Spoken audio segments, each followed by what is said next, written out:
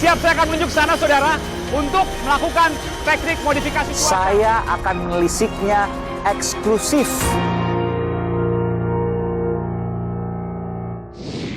Saudara, belum usai kasus Verdi Sambo, eksekusi pembunuhan termasuk juga obstruction of justice atau menghalangi penyidikan memang telah diusut oleh pihak kepolisian. Tapi ada satu hal yang masih jadi pertanyaan. Benarkah ada oknum yang membackingi judi? Benarkah yang disebut-sebut desas-desus bahwa ada kerajaan Sambo yang juga melakukan hal demikian? Saudara, saya Aiman Wicaksono, saya akan menyelisiknya.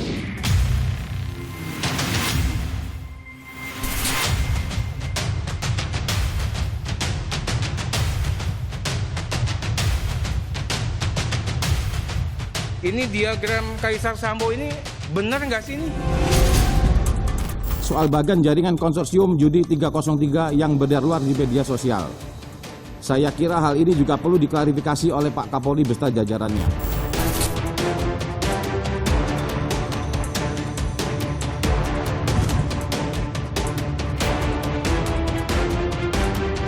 Apakah betul Kaisar Sambo dan gengnya terkait dengan masalah konsorsium?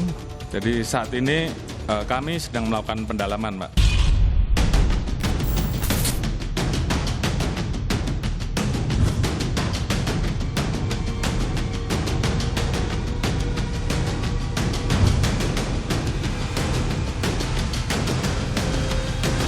Saya mendengar informasi bahwa perputaran judi, termasuk judi online ya, di Indonesia selama 1 tahun mencapai ratusan triliun rupiah, betul?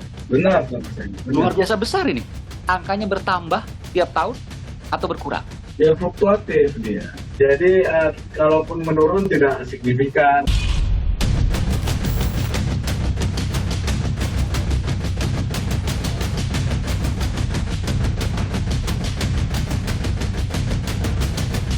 PPATK mengatakan omsetnya ratusan triliun 1 tahun. Katakanlah misalnya paling kecil lah 100 triliun 1 tahun, itu luar biasa. Kalau perlindungan nggak mungkin hanya komisi 10%. Menurut saya minimal 30%. Untuk nge-backing misalnya, 30 triliun per tahun. Iya. Itu hitungannya, dari mana tuh 30%? Skema itu hoax? Tidak hoax. Skema itu adalah skema yang mirip digunakan oleh polisi untuk paparan kasus. Anda yakin bahwa ada misteri di konsorsium ini? Saudara, kasus eksekusi pembunuhan Brigadir Yosua saat ini memang terus dilakukan penuntasan oleh pihak kepolisian, termasuk juga obstruction of justice atau menghalang-halangi penyidikan dari sejumlah oknum polisi yang sampai saat ini masih terus didalami. Tapi ada satu hal yang disampaikan oleh Menko Polhukam Mahfud MD terkait dengan kerajaan Sambo. Apa itu? Tidak bisa dipungkir ini ada kelompok Sambo sendiri nih yang seperti menjadi kerajaan Polri sendiri di dalamnya. Seperti Sub Mabes lah ini yang sangat berkuasa. Dan ini yang menghalang-halangi sebenarnya. Kelompok ini yang jumlahnya 31 orang itu. Saudara, tak lama setelah muncul istilah kerajaan Sambo, terbit pula ada diagram yang menggambarkan satu keterkaitan oknum polisi, termasuk tergambar diantaranya adalah Irjen Verdi Sambo di sosok yang paling tinggi dengan sejumlah anggota kepolisian yang lain yang terkait dengan backing mafia judi yang disebut dengan konsorsium judi 303. Tentu kami tidak bisa menayangkan hal ini secara detail karena hal ini masih harus didalami dan masih perlu penyelidikan. Sejumlah pihak, saudara, menduga kuat bahwa diagram ini dibuat oleh internal kepolisian yang merasa gerah dengan adanya kerajaan atau kekaisaran Verdi Sambo. Benarkah? Lagi-lagi ini perlu penyelidikan. Tapi pernyataan bahwa hal ini dibuat oleh internal kepolisian, saya tampilkan informasi berikut ini. Model pemaparan seperti ini adalah pemaparan yang dilakukan oleh polisi dalam satu upaya pemaparan kasus-kasus.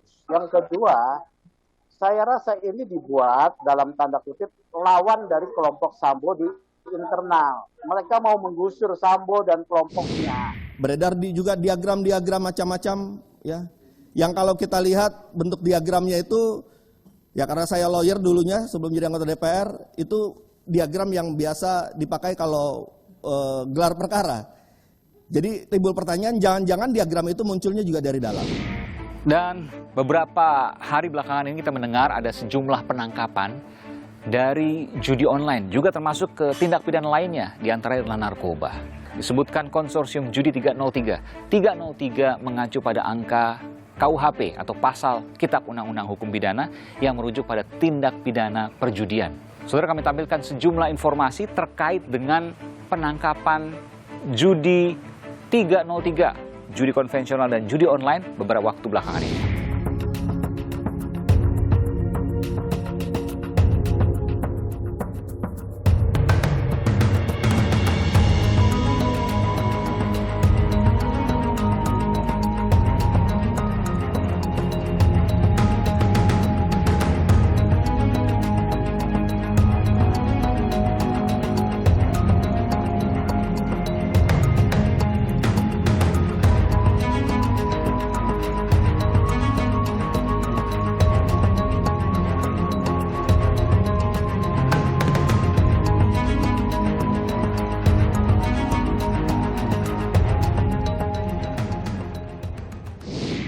Nanti saya akan berbincang dengan pejabat Polda Metro Jaya soal ini. Tapi sebelum saya kembali ke Polda Metro Jaya, saya ingin menuju ke kawasan Pantai Indah Kapuk, di mana di sana terjadi penangkapan sejumlah orang terkait dengan bandar dan juga pemain judi online. Jumlahnya 78 orang dan terus bertambah. Saya akan menuju ke sana, saudara. Ikuti saya.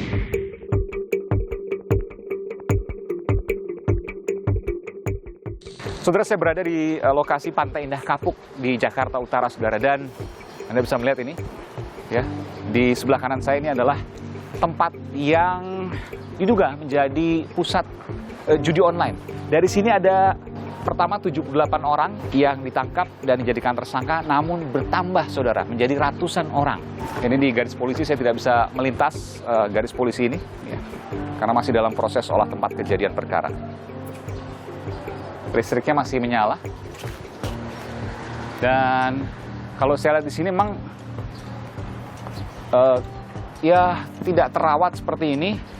Dan saya mencoba mencari tahu ke sekeliling, saudara, di rukan Pantai Indah Kapuk ini, PIK ini, memang ruko ini tidak memiliki billboard atau pelang jenis usahanya, tidak seperti yang lain, misalnya restoran atau dokter misalnya, atau yang lainnya. Ini kosong.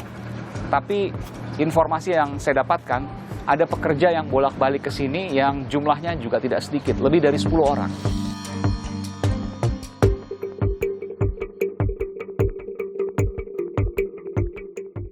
Nanti dari sini saya akan menuju ke Polda Metro Jaya untuk melihat seperti apa proses rilis atau pengumuman dari tersangka. Salah satunya adalah pelaku judi online yang jumlahnya ada ratusan, 200 lebih tersangka. Tidak hanya dari titik ini, tapi ada beberapa titik yang lain. Namun dari titik ini adalah yang terbanyak, saudara. Saya akan mencoba mencari tahu 1 atau 2 orang saksi yang mungkin mengetahui terkait dengan gedung ini. Saya akan mencari tetangganya. Ikuti saya, saudara. Pak, siapa namanya, Pak? Ahmad. Pak Ahmad. Ini seberang sini, kerja di sini? Iya. Persis di depan rumah kantor Rukan di kawasan PIK ini yang kabarnya ini sekarang udah di garis polisi ya, judi online, betul ya? Kemungkinan sih begitu, soalnya yang saya tahu pas ditutup aja, pas lagi bukanya sih nggak tahu. Sebelum digerebek polisi, Bapak tahu ini sebagai apa? Kurang paham juga, soalnya kita mah cuma hanya tertutup? Iya. Oh, tertutup ya? Tertutup dia. Nggak ada pelang apa-apa ya, kayak gini aja nih? Nih, kayak mesin segini aja. Sebelumnya pakai apa nih? Resto. Resto aja kosong kapan, Pak? Iya, 2021 oh, itu 2021. yang resto mah. Restoran apa waktu itu? Seafood. Oh, seafood. Setelah resto kosong, diisi orang yang nggak tahu nih. Ya. Berarti udah setahun lebih dong, kurang lebih ya? Cuma Bapak mungkin nggak perhatiin ya? Iya, orang-orangnya yang kerja itu sering nongkrong di luar. Sering nongkrong di luar. Gitu Oh, kan. Berapa orang? 10 lebih? Oh, lebih. 20? Kayaknya ada. 20-an. Iya. Ngopi-ngopi. Masih muda-muda? Masih muda. Laki semua? Ada cewek juga. Oh, ada perempuan semua. Ditanya misalnya, kerja ini perusahaan apa sih kok nggak ada pelangnya? Oh, enggak, kayaknya sih kalau daerah sini mah anteng-anteng, jangankan seberangan, sebelahan aja enggak. Nggak ngobrol ya? Nggak ngobrol kan. Iya deh. Hati-hati berarti harus. Sekarang harus ngobrol. Jangan-jangan ntar dipakai buat judi, buat teroris, kita nggak tahu. Iya kan? Oke, harus peduli sama lingkungan sekitar. Terima kasih Pak Ahmad. Mari.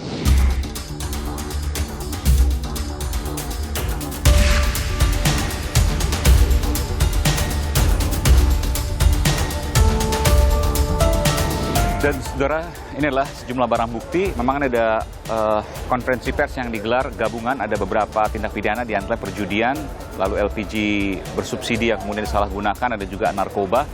Dan kalau saya menunjukkan pada Anda, itu barang bukti perjudian, saudara. Ya, ada sejumlah perangkat komputer di sana. Dan juga di belakang saya adalah tindak pidana pencucian uang, TPPU.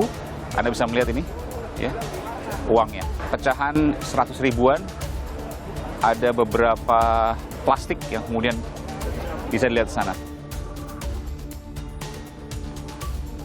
Dan saudara, inilah di belakang saya ada ratusan tersangka.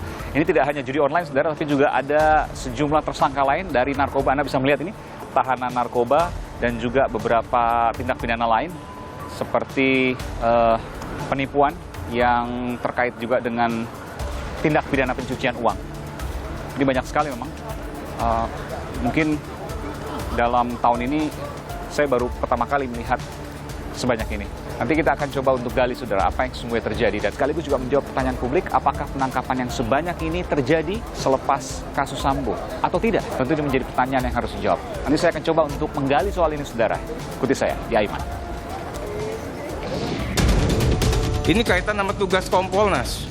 Ini diagram Kaisar Sambo ini benar nggak sih ini? Ini ada kelompok Sambo sendiri nih, seperti menjadi kerajaan Polri sendiri di dalamnya. Sub Mabes lain yang sangat berkuasa. Jadi saat ini kami sedang melakukan pendalaman, Pak. Saudara, ada satu sosok, kalau Anda perhatikan, pada saat kasus ini pertama kali mencuat, yang menyatakan bahwa kasus polisi tembak polisi di rumah dinas Irjen Ferry Sambo janggal. Sosok itu akan saya temui hari ini, dan saya juga akan menanyakan terkait dengan konsorsium 303 yang dikatakan ada kerajaan Sambo yang membackingi mafia judi. Benarkah itu semua? Saya ingin bertemu dengan Ketua Indonesia Police Watch, IPW, Bung Sugeng Teguh Santoso. Bung Sugeng, sehat selalu. Sehat Mas Aiman. Saya duduk ya? Iya. Luar biasa ini. Juga tempat saya nih. Luar biasa, agak jauh sedikit ya, tapi indahnya terbayar di sini. Ya. Ini joglo-joglo semua, ada kopi nih. Iya. Saya ingin bertanya dulu, Bung Sugeng. Pada waktu itu semua mata ke arah polisi yang kemudian banyak hari ini kita lihat dipatsuskan, tempat khusus, kemudian ada proses etik dan sebagainya. Intinya mereka kemarin semua salah dan ada dugaan obstruction of justice atau menghalangi penyidikan pada waktu itu. Tapi Anda pertama kali menyatakan bahwa kasus ini janggal. Pertama kali kasus ini mencuat pada 11 Juli 2022 lalu. Informasi apa yang Anda dapat sehingga ada satu-satunya orang yang menyatakan janggal? Saya ini advokat 30 tahun, jadi punya cara berpikir sistematis penanganan perkara pidana. Jadi 11 Juli ya, 11 Juli itu saya dapat pertanyaan wartawan. Pak, minta tanggapan polisi tembak polisi. Tadinya saya pikir apa, begitu saya baca, loh kok di rumah Pak FS. Ferdy Sambo waktu itu. Sambo. Saya kaget kan juga itu. Kaget, belum ada Betul. siaran pers dari Karopenmas. Ya. Ya. Saya langsung cek kanan kiri pada saya punya. Belum sempat jawab tadi. Belum. Oke. Kenapa Anda tidak mau menjawab itu? Nah, ini sesuatu yang aneh. Karena di rumahnya Pak FS, pejabat utama Polri. Pola saya berpikir, artinya pejabat ini ada satu dugaan pelanggaran etik ketika itu terjadi di rumahnya. Kenapa seperti itu? Loh, seorang pejabat utama Polri, dia harus mampu mengendalikan seluruh anggota yang ada di bawahnya. Terus jadi saya dapat data, foto, kemudian saya langsung melakukan analisis. Yang paling dasar adalah Pak Sambo dan semua orang yang ada di lokasi harus diminta keterangan dan pertanggungjawabannya setidak-tidak sebagai saksi. Itu yang Anda sampaikan waktu itu? Iya ya. Akhirnya saya bikin 3 poin. Ini janggal Kemudian saya bilang ini kalau diperiksa dengan cara konvensional, maka ini nggak beres. Saya minta TGPF. Kenapa Anda tidak yakin internal pasti nggak akan beres? Harus TGPF, tim gabungan pencari fakta, melibatkan faktor eksternal. Ini Pak FS yang bisa mengontrol kerjanya polisi. Kemudian kedua, Ferdi Sambo harus dinonaktifkan. Nonaktif ya, asas praduga tak bersalah tetap saya pakai. Nonaktif artinya dia tidak bisa menggunakan kewenangannya atau mengakses kewenangannya untuk mempengaruhi proses. Kemudian saya datang ke lokasi tanggal 12 ya. Masuk ke dalam itu, ke Duren 3? Iya. Komplek Polri? Iya. Belum ditutup? Belum. Sudah di garis polisi? Nggak ada. Tidak ada? Tidak. Hari Selasa itu ya? Iya. Jumat ya, Sabtu, Minggu, Iya. Senin, Selasa. Hari kelima lah? Iya. Ini pasti ada sesuatu. Makanya kemudian saya melontarkan obstruction of justice. Kenapa Anda bisa menyimpulkan bahwa itu telah terjadi obstruction of justice, menghalangi penyidikan? Dua fakta ya. Sabtu ada berita bahwa CCTV diganti. Oke, pertama. Ya. Kedua tidak di polis lain. Ya. Nggak boleh tidak di polis lain? Tidak boleh. Apa artinya? Karena tempat kejadian perkara tidak boleh diintervensi, ya. Kemudian tidak boleh dirusak, ya. Harus ada polis lain. Saya sudah berpikir itu kalau kejadian tanggal 8 kan harusnya sudah diolah TKP ya. Tapi olah TKP itu kadang-kadang tidak bisa sekali. Ada yang tercecer, ya, betul. Ya. Ada yang belum sempat diambil tindakan fotografi forensik. Nah, saya selalu katakan, ada nggak fotografi forensik? Selalu tuh awal tuh ya. Ternyata? Jadi nggak ada. Mana ada fotonya? Kalau diambil fotografi forensik, tidak akan bisa direkayasa? Tidak bisa direkayasa. Oke. Ya. Terusnya kan hari 11 Juli sore ya, kalau tidak salah, Karopenmas kan menyampaikan ini. Dan semuanya mendukung. 7 tembakan, 5 tembakan? Iya. Setelah rilis Senin malam 12 saya dihubungi DPR, dia mempengaruhi bahwa Sambo ini korban, dizolimi, dia menyesal kenapa bukan dia yang membunuh. Justru cara berpikir saya terbalik. Ini kemudian yang Anda sampaikan kemarin di MKD. Betul. Dan Anda tidak mau menyebutkan Tidak. siapa nama itu. Tidak. Dua orang, yang satu mempengaruhi, yang satu tidak. Ya. Oke, saya harus sampaikan dua orang ini dari dua partai yang berbeda. Benar. Oke, Ya. saya sudah mendapatkan namanya, tapi tentu saya tidak bisa menyampaikan ke sini. Tapi Harus dari bertanya. saya kan, tapi saya tidak mau buka. Saya harus tanyakan ini. Bentuk mempengaruhi apa yang dilakukan oleh anggota DPR kepada Anda? Jadi gini. Ini hari Selasa ya, tanggal 12? Hari Selasa tanggal 12 rekaman saya masih ada kok. Oh, ada rekaman semua? Saya nggak rekam suaranya, tapi ada dia kirim pendahuluan berita Komnas Perempuan yang menyatakan istri Ferdi Sambo harus dilindungi. Saya lihat Komnas Perempuan ada sesuatu. Kenapa Anda bilang begitu? Artinya Komnas Perempuan tidak cermat. Tapi kan mungkin bisa berpikir bahwa ini ada pelecehan, maka harus dilindungi. Itu kesempatan pertama. Dia harus verifikasi seperti LPSK verifikasi. Anda menduga juga bahwa mungkin saja pada waktu itu Komnas Perempuan dipengaruhi oleh iya, seseorang. saya rasa kena perang juga ya. Iya. Jadi dikirimlah dua berita. Waktu itu saya belum sempat baca, ya kemudian beliau telepon saya malam. Ini orang yang saya kenal dekat ya. Apa yang disampaikan waktu itu? Jadi dia bilang, begini Pak Sugeng, jadi Sambo itu korban, ya. Sambo itu dizolimi, ya. Dia itu merasa harga dirinya diinjak-injak. Ini adalah kehormatan. Kalau sudah kehormatan, maka taruhannya adalah nyawa. Akhirnya saya dengar, oke, saya akan tampung. Ada juga anggota DPR yang satu, kalau ini tidak mempengaruhi. Apa sih latar belakangnya, Mas? Ini saya curiga ini janggal. Udah itu aja. Dia nggak lebih dari 1 menit kalau dia. Oh, berarti nggak mempengaruhi. Yang pertama tadi? Yang pertama. Kemudian semakin menguat, saya tanggal 15 ada seorang kombes datang ke saya. Ini kaitan sama tugas Kompolnas. Ini diagram Kaisar Sambo ini benar nggak sih ini? Ini ada kelompok Sambo sendiri nih, seperti menjadi kerajaan Polri sendiri di dalamnya. Sub Mabes lain yang sangat berkuasa. Jadi saat ini kami sedang melakukan pendalaman, Pak.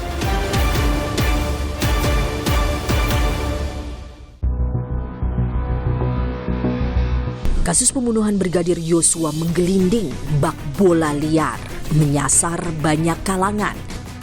Teranyar, hampir 100 polisi diperiksa imbas kasus Yosua. Ditambah desas-desus berembus, dikatakan Verdi Sambo punya kerajaan. Dalam diagram kekaisaran Sambo dan konsorsium 303 yang beredar luas, tersangka utama kasus pembunuhan Yosua itu bahkan didapuk sebagai sang kaisar. Kaisar Sambo disebut memimpin kerajaan demi lindungi bisnis judi. Beberapa waktu lalu, Menko Polhukam Mahfud MD juga sempat menyebut ada kerajaan Sambo di tubuh Polri. Tidak bisa dipungkir ini ada kelompok Sambo sendiri seperti menjadi kerajaan Polri sendiri di dalamnya. Seperti Sub Mabes lain yang sangat berkuasa. Dan ini yang menghalang-halangi sebenarnya kelompok ini yang jumlahnya 31 orang itu. Soal diagram, meski sumbernya belum jelas, banyak pihak mempertanyakan. Sebab sejumlah nama petinggi polisi tertulis di dalam. Saya ingin tanyakan Pak, ini kaitan sama tugas Kompolnas. Ini diagram Kaisar Sambo ini benar nggak sih ini? Saya punya datanya banyak tapi tidak pernah dibahas karena itu di luar perkara ini. Saya bilang itu nanti aja lah gitu. Saya juga tidak tahu sumbernya dari mana. Kan isu itu berseliweran. Bukan kasus biasa. Pasca penetapan para tersangka pembunuh Yosua, ratusan polisi terkena imbasnya. Sejumlah diantaranya diduga melakukan pelanggaran pidana merusak, menyembunyikan, hingga menghilangkan barang bukti. Setidaknya ada 97 personel Polri dari berbagai jabatan yang diperiksa. 35 personel lainnya diduga melanggar kode etik. 3 personel, yakni Irjen Verdi Sambo, Bribka Riki Rizal, dan Barada Eliezer telah ditetapkan sebagai tersangka. Ketiganya tengah menanti proses pidana. Sementara 16 orang ditahan atau berada dalam penempatan khusus alias patsus. Nasibnya ditentukan oleh sidang kode etik Polri. Tak hanya memeriksa, memecat, menahan, Kapolri juga lakukan mutasi terhadap 24 personel untuk mempermudah penyelidikan. Muruah Kepolisian Negara Republik Indonesia dipertaruhkan dalam kasus ini. Apakah betul Kaisar Sambo dan gengnya terkait dengan masalah konsorsium, demikian juga dengan cat yang lain. Jadi saat ini kami sedang melakukan pendalaman, Pak. Jadi Propam saya minta untuk melakukan pendalaman. Saya sudah perintahkan kepada seluruh pimpinan wilayah, Kapolres, Kapolda, Direktur, bahkan pejabat Mabes. Saya minta tidak ada lagi yang namanya judi. Dengan adanya Kapolri itu mengultimatum supaya membersihkan semua perjudian ini, saya kira ini kita perlu dorong. Dan karena ini adalah masalah yang sangat serius, karena itu kita mendesak supaya Kapolri segera membentuk satu tim independen gitu untuk memberantas perjudian ini. Lantas, benarkah ada jenderal polisi menjadi pelindung bisnis judi? Aiman menyelisiknya. Kemudian semakin menguat, saya tanggal 15 ada seorang kombes datang ke saya. Tidak mau saya sebutkan juga namanya, segala macam. Di lingkup Mabes Polri? Iya, dia bicara, kayaknya ceritanya mirip nih sama yang sekarang.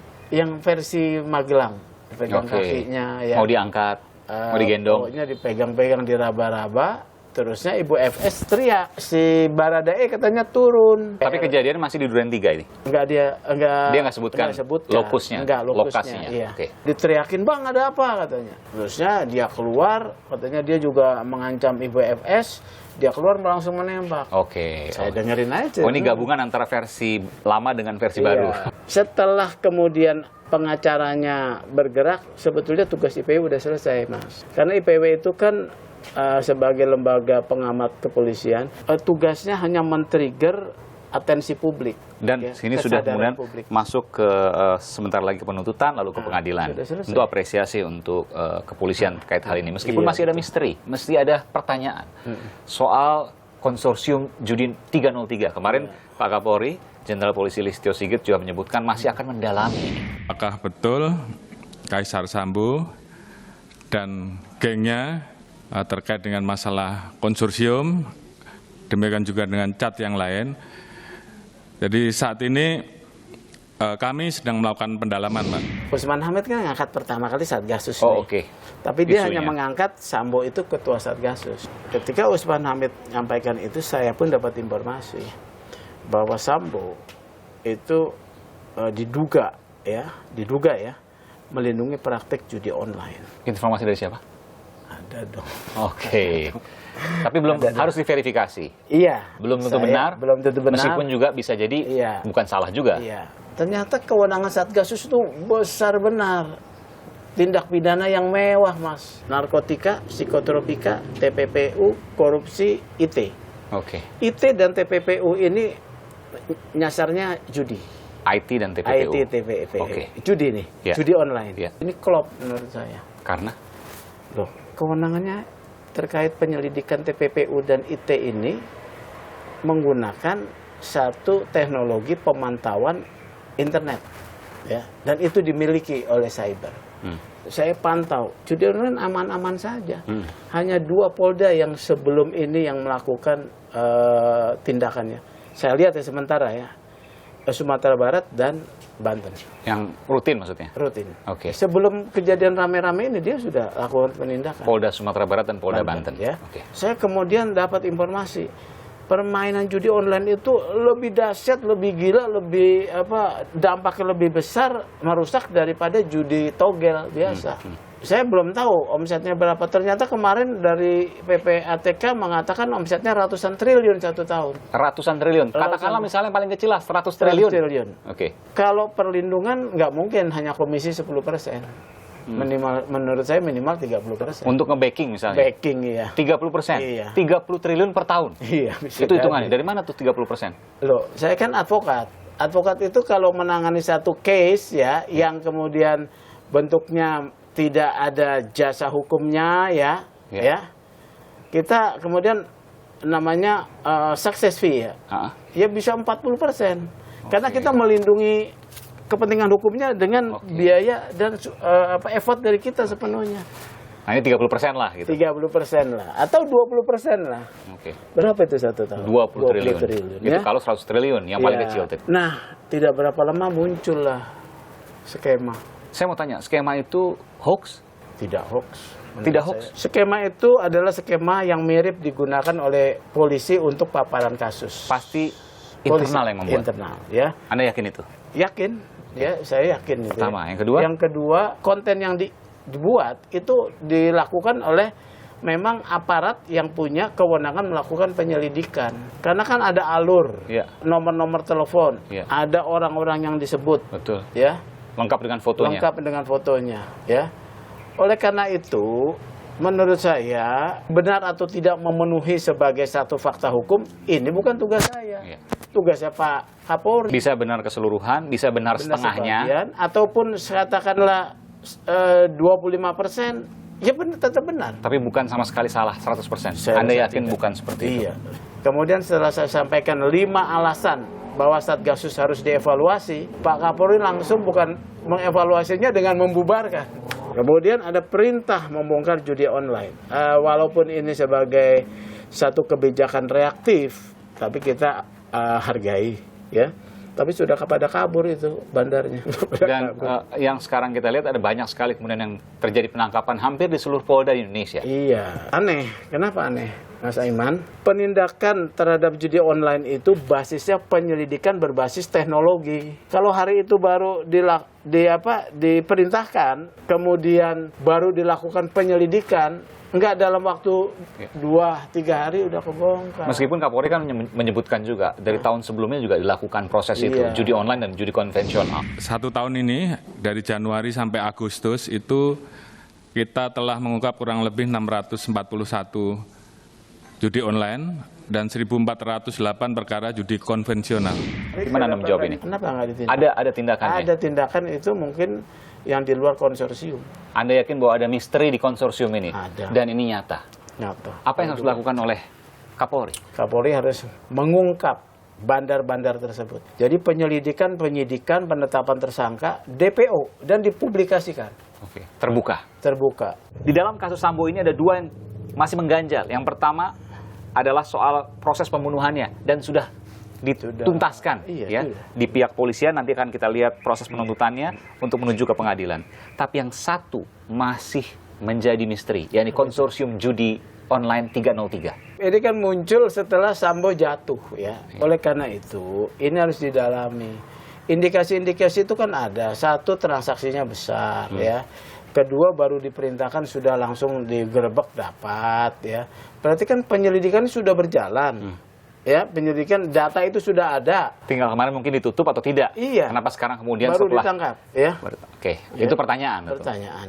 Jadi tidak ada kata lain selain membuka semuanya, baik proses pembunuhan dari Brigadir Yosua maupun dari obstruction of justice. Obstruction of justice tentu ini bersamaan dengan Iya. proses pembunuhan tadi. Lalu kemudian soal konsorsium judi 303. Tidak ada kata lain, Harus bongkar. dibongkar. Iya. Baik. Terima kasih Ketua Indonesia Police Watch IPW Bung Sugeng Teguh Santoso. Bung STS, terima kasih. Ini kaitan sama tugas Kompolnas. Ini diagram Kaisar Sambo ini benar nggak sih ini?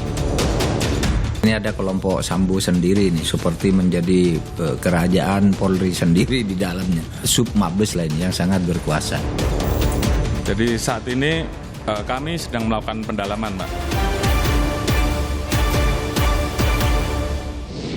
Dan saudara, untuk mengetahui apa yang terjadi sesungguhnya, saya akan bersama dengan Kabid Humas Polda Metro Jaya, Komisaris Besar Polisi Zulpan, sudah berada di hadapan saya. Ini ada banyak data, jadi harus menggunakan kertas.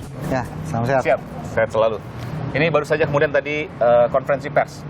Saya melihat banyak sekali tersangkanya, narkoba, miras ilegal ya. Iya. Lalu kemudian juga ada judi online. Iya. Rasanya tahun ini paling banyak sekarang, betul? Ya, begini ya. Jadi hari ini betul Polda Metro Jaya sesuai dengan menindaklanjuti instruksi Bapak Kapolri dan juga tentunya arahan Bapak Kapolda Metro Jaya menunjukkan komitmen Polda Metro Jaya yang mana kita tidak ada melindungi kejahatan apapun yang ada. Semua libas. Ya, dan ini kita buktikan. Setelah ada instruksi itu, kita bisa lihat khusus untuk perjudian. Ya. Ya, dalam waktu 4 hari, mulai tanggal 21 sampai dengan 25 Agustus, Polda Metro Jaya ini berhasil menangkap sebanyak 296 orang. Itu judi aja? Tersangka. Ya, perjudian ya. Dari judi, nggak judi online aja, judi dan judi online. Itu judi online dan konvensional. Konvensional, ada 296, hampir 300. Iya, Dalam tersangka. waktu 5 hari. 4 hari. 4 hari. 4 hari ya. Nah. Kalau kita tanyakan libas semua, artinya ini adalah yang terbanyak tahun ini. Begini, kami setiap hari juga melakukan kegiatan penegakan hukum. Ya. Data kejahatan-kejahatan di bidang ini itu ada yang kita ungkap setiap saat. Oke. Tetapi tidak terekspos mungkin. Oke. Nah, kemudian apabila masyarakat juga melihat adanya kegiatan pelanggaran hukum dalam rangka perjudian ini, kami selalu merespon. Ya, kita punya hotline telepon terbuka untuk masyarakat untuk menyampaikan sehingga Polda Metro Jaya akan segera cepat merespon. Perlu diingat juga, Polda Metro Jaya berkali-kali menindak terhadap kejahatan pinjol atau pinjaman ilegal. Berapa kali kita tangkap pelakunya, ya kita sita alat buktinya, barang-barang operasional sebagainya. Nah, ini wujud nyata bahwa Polda Metro Jaya ini senantiasa dinamika ini rutin kita lakukan. Oke. Yang kemarin-kemarin mungkin tidak terekspos, yang sekarang terekspos, tapi meskipun juga tentu tidak sebanyak hari ini. Ini tentu harus diakui juga bahwa memang ada pertanyaan masyarakat. Apakah penangkapan-penangkapan dari judi online, narkoba dan sebagainya yang begitu banyak yang tadi saya saksikan juga setelah penetapan tersangka dari Irjen Verdi Sambo, publik akan berpikir ke arah sana. Bagaimana kemudian Bung Zulpan menjawab ini? Jadi ini tidak ada kaitan sama sekali. Tidak ada kaitan sama sekali? Ya, Bung Aiman menyaksikan tadi begitu banyak hasil tangkapan, ini gabungan, bukan hanya Polda. Jadi 13 Polres, kita punya 13 Polres di Polda Metro Jaya ini. Hasilnya ini kita gabungkan, sehingga terlihat banyak hasilnya. Tetapi sebenarnya ini adalah kesehariannya kita lakukan penegakan hukum seperti ini. Bapak Kapolda setiap hari Senin pagi jam 8 itu memimpin rapat ya melalui Zoom meeting karena situasi kita COVID ini. Tapi diikuti oleh seluruh Kapolsek, Kapolres dan pejabat utama. Arahannya? Arahnya mengevaluasi semua hasil kejahatan yang ada. Kemudian langkah upaya apa untuk menekan kejahatan di jaringan Jakarta. Nah, tujuannya adalah Polda Metro Jaya ya melalui Bapak Kapolda sebagai pimpinan ini ingin menciptakan kenyamanan, kesejukan dan keamanan bagi warga ibu kota. Ya, kalau kita rasakan sekarang ini kan Jakarta ini aman-aman saja. Untuk apresiasi terhadap Polda Metro Jaya terkait keamanan. Meskipun juga ada pertanyaan juga. Ada berapa dari judi online tadi yang bandar dan pemain biasa misalnya? Ya, untuk detailnya memang belum bisa saya sampaikan ya, karena ini kita baru mengungkap ini. Tetapi untuk tersangka 296. Kalau saya mendapat informasi mayoritas dari mereka adalah pemain biasa. Artinya bandarnya belum banyak tersentuh. Ada kesulitan? Saya nggak menyampaikan demikian ya. Yang kita sampaikan tertangkap ini pun juga bukan yang kelas biasa, bukan konvensional. Tetapi online juga ada. Online. Dan itu besar pasti. Ya. Bahkan tadi juga kita lihat dalam penindakan narkotika. Bukan hanya barang bukti narkotika yang kita amankan, tetapi kita mengarah kepada tindak pidana pencucian uangnya. Betul. Saya lihat juga uangnya. Ya, ada uang 1 miliar di situ. Ya. Kemudian dan mungkin bisa bertambah itu ya? Iya. Dan ada beberapa mobil mewah, diantaranya Velfire, Hyundai, Mazda dan sebagainya. Dan ini kita amankan. Ini sebagai wujud nyata sekali lagi Polda Metro Jaya tegak lurus terhadap penegakan hukum yang berlaku di negara kita dan melindungi masyarakat. Jadi saya garis bawahi, Polda Metro Jaya tegak lurus terhadap penegakan hukum dan tidak pandang bulu dalam penegakan hukum dan tidak terkait dengan apapun. Apakah penetapan tersangka Irjen Verdi Sambo tidak terpengaruh dengan itu? Terkait masalah itu, penanganan kasusnya itu kan Mabes Polri ya. Ya, betul. Jadi saya tidak ingin mengomentari. Yang jelas sikap Polda Metro Jaya kita patuh, loyal dan taat kepada arahan pimpinan dan ini Bapak Kapolri. Dan memang tidak hanya Polda Metro Jaya terkait dengan judi atau judi online ya, judi konvensional dan judi online. Di Polda yang lain juga ada ratusan tersangka. Sumatera Barat misalnya, Jawa Tengah misalnya, Sumatera Utara itu juga banyak sekali tersangka yang ditangkap. Tentu pertanyaan-pertanyaan tadi menjadi relevan untuk ditanyakan, tapi saya tentu punya keterbatasan untuk berkeliling ke setiap Polda. Jadi saya mewawancarai di Polda Metro Jaya. Terima kasih atas informasinya, Komisaris Besar Polisi Zulpan, Kabid Humas Polda Metro Jaya. Terima kasih telah memberikan informasi program ini. Terima kasih Bung Zulpan. Mas Aiman. Saudara, terkait dengan perputaran uang, saya ingin mewawancarai Koordinator Humas Pusat Pelaporan dan Analisis Transaksi Keuangan, Bung Nasir Tonga. Selamat sore Bung Nasir, sehat selalu. Ya, selamat sore. Sehat selalu. Baik, saya mendengar informasi bahwa perputaran judi, termasuk judi online ya, di Indonesia selama 1 tahun mencapai ratusan triliun rupiah, betul? Benar. Luar biasa besar ini. Besar sekali. Tepatnya berapa? Di atas 100 triliun? Fluktuatif ya. Kalau sekarang mungkin berkurang karena besarnya tindakan yang dilakukan di Polda-Polda ya tentu mereka tiarap. Bahkan kan sudah banyak yang lari ke luar negeri katanya. Artinya kalau perputarannya sendiri sudah bisa dideteksi oleh PPATK, harusnya dari kemarin-kemarin mudah dong penangkapannya. Logikanya kan seperti itu. Kalau kita lihat pengadilan kan sudah banyak yang diputus oleh pengadilan di Jakarta Barat, di Jambi, Padang, Pekanbaru ya. Dan ini kan sudah persoalan lama yang kita lakukan ya. Betul. Tapi apakah semuanya itu kemudian, ya katakanlah mungkin kalau 100% tidak bisa, tapi di atas 50% sudah dilakukan penindakan? Pertanyaannya itu, kan kelihatan dari angkanya. Tidak kami lakukan monitoring seperti itu ya, karena memang kewenangan kita lebih pada melakukan analisis transaksi keuangan mencurigakan, kita analisis, hasilnya disampaikan kepada penegak hukum.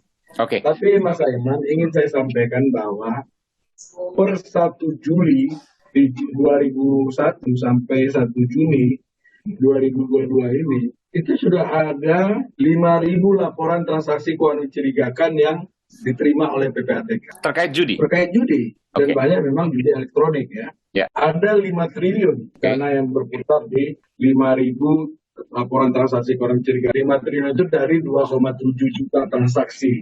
Apakah tiap tahun angka omset judi online ini yang dilihat, diintip oleh PPATK, angkanya bertambah tiap tahun atau berkurang? Fluktuatif, kalaupun menurun tidak signifikan, kalau naik tidak signifikan.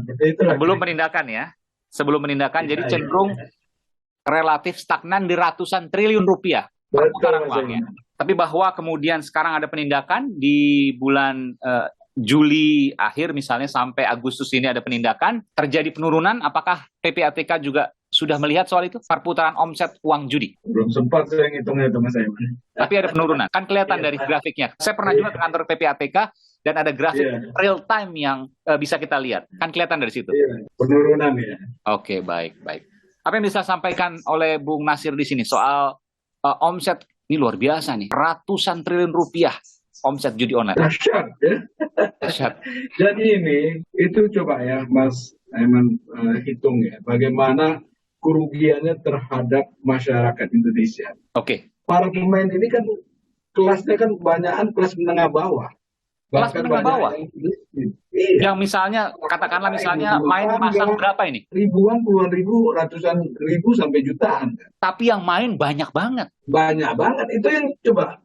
Yang terlaporkan laporan transaksi keuangan mencurigakan aja 2,7 juta. 2,7 juta transaksi ya berarti ya? Transaksi. Kan itu yang terlapor. Iya. Yang tidak dilaporkan itu kan jauh lebih besar nilainya, jumlahnya gitu loh. Iya. Nah ini saya mau kasih gambaran bagaimana dampak judi ini terhadap masyarakat yang dia cuma berpenghasilan 50.000 sehari, 100.000 per hari, uang sebagian itu dipakai judi. Harusnya kan bisa membeli susu anak, dengan beli susu anaknya bisa cerdas, kemudian bisa sekolah dengan baik. Tapi itu kan terbuang semua kesempatan untuk dia menjadi lebih baik. Nah di sisi lain, uang yang keluar negeri ratusan triliun itu merugikan kita sebagai bangsa secara ekonomi makronya kan. Yang harusnya uang itu bisa diputar untuk meningkatkan ekonomi. Dan yang terpenting adalah merusak generasi karena bapaknya yang seharusnya beli protein, beli susu, beli telur, beli daging, beli ayam, mereka gunakan untuk judi, akhirnya anaknya malnutrisi, kekurangan gizi. Ini bicara soal generasi bangsa. Baik, terima kasih Bung Nasir Pongah. Tentu kita ini PR bersama, sama-sama kita kawal dan sama-sama kita suarakan apa yang menjadi harapan terhadap bangsa Indonesia ini bisa tercapai untuk kemanfaatan. Terima kasih, selamat sore, sehat selalu. Selamat sore.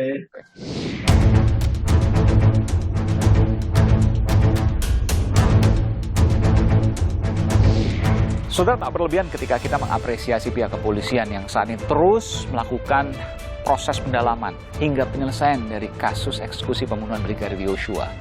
Tapi tak boleh berhenti di sini, karena semuanya harus diungkap tuntas. Tak boleh ada jeda, tak boleh ada sisa. Karena keadilan akan selalu menuntutnya. Saudara, saya Aiman Wicaksono. Salam.